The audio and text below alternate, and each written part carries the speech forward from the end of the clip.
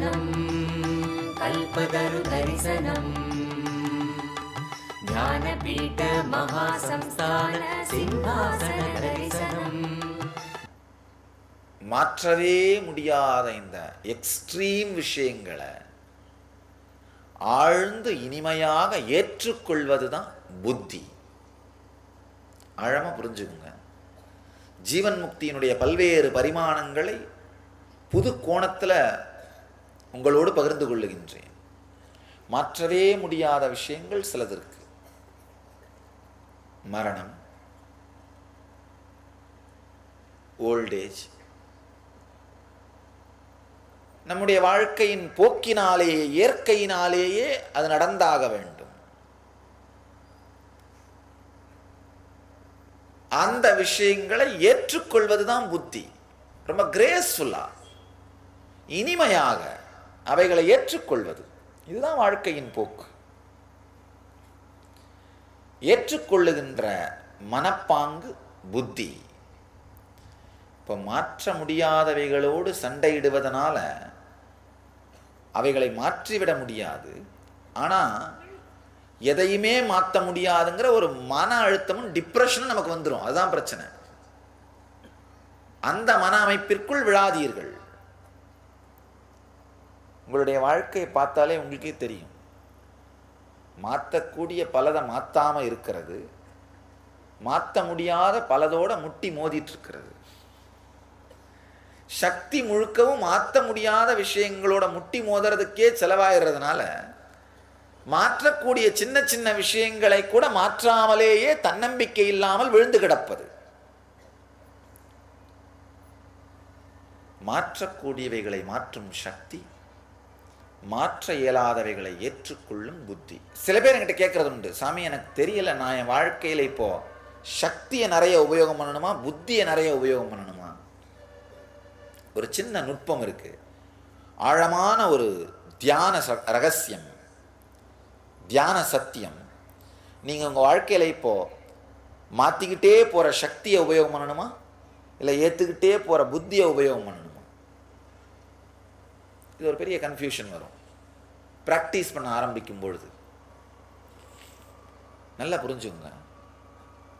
விடியற்காலை நேரங்களிலே தூக்கம் கலஞ்சி நனவுக்கு வந்த உடனே இந்த நனவு இனிமையாக தெரிந்து கனவு ரொம்ப ஹெவியான, அந்த தூக்க நிலை வந்து ரொம்ப ஹெவியான ஒரு சஃபகேஷனா துக்கமாக ஃபீல் பண்ணிங்கன்னா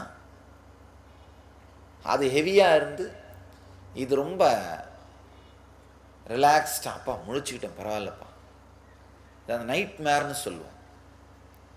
தூக்கம் வந்து நைட் மேரிஷாகவும் விழிப்பு நிலை சுகமாகவும் இனிமையாகவும் இருந்ததுன்னா நீங்கள் இப்போ ஜாஸ்தி உபயோகம் பண்ண வேண்டியது சக்தி.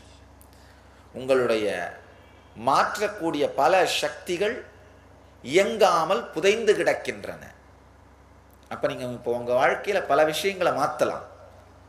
பல விஷயம் மாற்றக்கூடியவைகளை மாற்றாமல் சோம்பல்தனமாக பந்தத்தன்மையிலே இருக்கிறீர்கள். சில பேருக்கு அப்படி இல்லாமல் விழிச்ச உடனே இந்த நனவு நிலை பெரிய ப்ரெஷராக இருக்கும். தூக்கம் வந்து ரொம்ப இனிமையாகவும் சுகமானதாகவும் பெரிய ஓய்வாகவும் இருக்கும். ஐயோ இன்னொரு நாள் வந்துருச்சா, ஏண்டா விழிச்சோம். இந்த நனவு நிலை மிகப்பெரிய ப்ரெஷராகவும் வேதனையாகவும் துக்கமாகவும் இருக்கும். அந்த மாதிரி ஃபீல் பண்ணீங்கன்னா அப்போ இப்போ உங்களுக்கு தேவை வந்து சக்தி இல்லை புத்தி. நீங்கள் ரொம்ப அளவுக்கு மீறி மாற்ற முடியாத விஷயங்களை மாற்ற முயற்சி செய்து மலையோடு மல்லுக்கட்டி மோதிக்கொண்டிருக்கிறீர்கள். தலையை முட்டிகிட்டு இருக்கீங்க. தேவையில்லை. கொஞ்சம் பொறுமையாக உட்காந்து உங்கள் வாழ்க்கையில் பல விஷயங்களை ஏற்றுக்கொள்ள துவங்குங்கள். ஏற்றுக்கொள்ளக்கூடிய புத்தியை உருவாக்குங்கள். இது ஒரு ஆழமான ஒரு நுட்பம். நீங்களே உங்களை ஆராய்ச்சி பண்ணி பார்த்துடலாம். உங்களுக்கு இப்போ உடனடி தேவை சக்தியா புத்தியான்? ஒரு சக்தி நிலையிலாகட்டும் புத்தி நிலையிலாகட்டும் இந்த கருத்துக்களை அப்ளை பண்ணி பார்த்து வாழ ஆரம்பிச்சுன்னா உங்களுக்குள்ளேயே ஒரு தெளிவு பிறந்துடும். எங்க சக்தியை உபயோகம் பண்றது, எங்க புத்தியை உபயோகம் பண்றது, அது பேர் தான் யுக்தி. தானாகவே அது மலர்ந்து விடும். ஆரம்பிக்கும் பொழுது தான் கேள்வி கேட்கணும், நான் சக்தியை உபயோகம் பண்ணணுமா புத்தியை உபயோகம் பண்ணணுமான்னு. இந்த ரெண்டுத்துல ஏதாவது ஒன்றை உபயோகம் பண்ணால் கூட ஒரு சில நிகழ்ச்சிகளில் உபயோகம் பண்ணி சிலதில் ஜெயிப்பீங்க, சிலதில் தோப்பீங்க, ரெண்டுமே தவறில்லை. இப்போ சக்தியை உபயோகம் பண்ணி சிலதில் ஜெயிச்சு சிலதில் தோத்து, புத்தியை உபயோகம் பண்ணி சிலதை ஏற்றுக்கிட்டு சிலதை ஏற்றுக்க முடியாமல் தடுமாறி, ரெண்டுமே தப்பு இல்லை. உபயோகம் பண்ண ஆரம்பித்தாலே உங்களுக்குள்ள ஒரு தெளிவு வரும். அந்த தெளிவு யுக்தி. அந்த யுக்திக்கு 2 குணங்கள் உண்டு. ஒன்று என்னன்னா, எவ்வளவுதான் மாற்றிக்கொண்டே இருந்தாலும் இந்த பிரபஞ்சமே மாறிக்கொண்டே இருக்கின்ற ஒரு கனவுதான் அப்படின்னு புரிய வைக்கிற தெளிவு.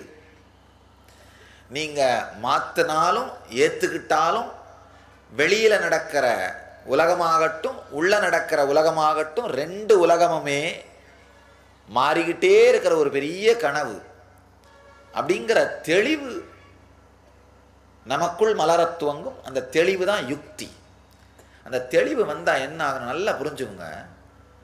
இந்த பிரபஞ்சமே கனவுங்கிற தெளிவு உங்களுக்குள்ள வந்ததுன்னா சோம்பேறி ஆயிட மாட்டீங்க.